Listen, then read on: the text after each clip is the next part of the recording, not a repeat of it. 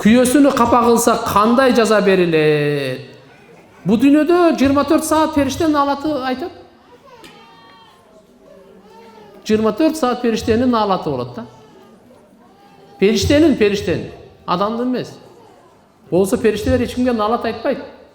Элестетип көрүңүз. Ошон үчүн жөндөн жөн эле күйөөнү капа кылбагыла. Албетте күйөө деле периште эмес.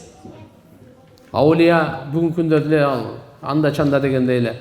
Кээде күйөөдөн деле кетип калат, кетпейт деп айтпайм. Бирок ошо күйөөнү кылган сиздер. Мурунтан калган сөз бар да. Вазир жакшы, хан жакшы. Аял жакшы, эр жакшы. Баары мурунтан айтылып келген. Сиздин сабырдуулугуңуз, таквалыгыңыз, дипломатиялык, маданиятыңыз, аң сезимиңиз ошо күйөө кылып алышыңыз керек. Кээ бир адамдар, кандай деген наркоман, алкаштарды, инвалидтерди күйөө кылып жүрбөйбү? Алхамдулилlah деп ушунусуна шүгүр кылып, жакшы эле мамиле кыла берсеңизчи, жумшактык баары бир жеңет. Жумшак жамгыр катуу ташты тешик билесизби? Кайра ошо жумшактын жамгыр бар го, тамчылай берет, бир таштын үстүнө. Ошону тешип коет. Тынымсыз, үзгүлтүксүз жумшак сөз болсун, үзгүлтүксүз жумшак мамиле болсун. Таш жүрөктөрдүн бардыгын тешик.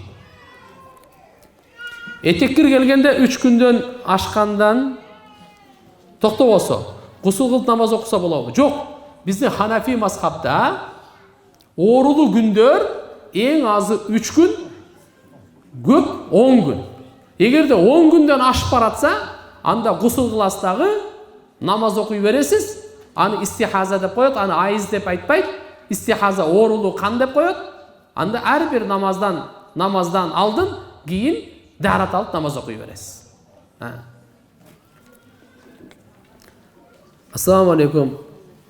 PUBG игра ойногон эркектерди кантип оюндан кайтарсак болот?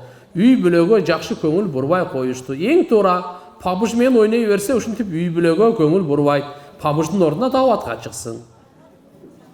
Даватка чыгарыш керек деп ойлойм. PUBG'ды эмне алат? Сен мечитке жибергиле, үйдө талим өткөргүлө. Анан кийин кичине алхамдулилла өлүмдү эстесин, өлүк жуусун, кабыр казсын. Ошондо анан кийин алхамдулилла баягында шайтанды кичине жеңе алат да. Болбосо шайтан минип алып, PUBG ойноттура берип, өмүр бүтөт ушу менен. Азыркы учурда көп аялдар соодага, базарга чыгып кетип жата.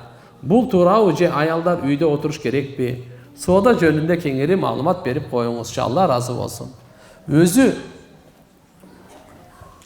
үй бүлөнү багуунун милдети күйөөсүнө милдеттенген. Күйөөсү никесинде мен кабыл алдым деген сөз, мен буну багамын, камсыздаймын, турак жай менен, кийим кече менен, тамак аш менен мойнума алдым, кабыл алдым деп мойнуна алып атат. Ушундай болуш керек. Эми тилекке каршы кээде күйөөлөр жалкоо.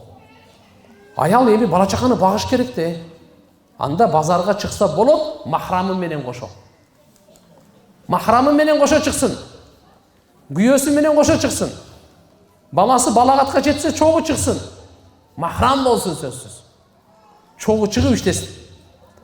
Эми кээде Кудай сактасын, эми күйөөсү инвалид болуп калса, башка карай турган эч ким жок болуп калса, шарият анда даганда зарылчылыкка жараша уруксат берет, бала чакасын эптеп билсе баксын.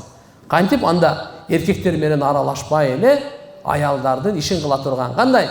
Бирөөнүн идиш аягын жууп, кийимин жууп, же болбосо андай ишти кылгысы келбесе, анда кийим тигип берип, көрпө тигип берсин, тамак аш жасап берсин. Мындай иштер мененчи. Анан намахрам эркектер менен аралашып чогуу иштей турган эч акылга сыйбайт бул. Бул болбойт. Бул өзгөчө үй бүлөлүлөр күйөөсүн таштап коюп намахрам эркектер менен иштеше турган болсо, үй бүлөсү бузулуп кетет тургандар.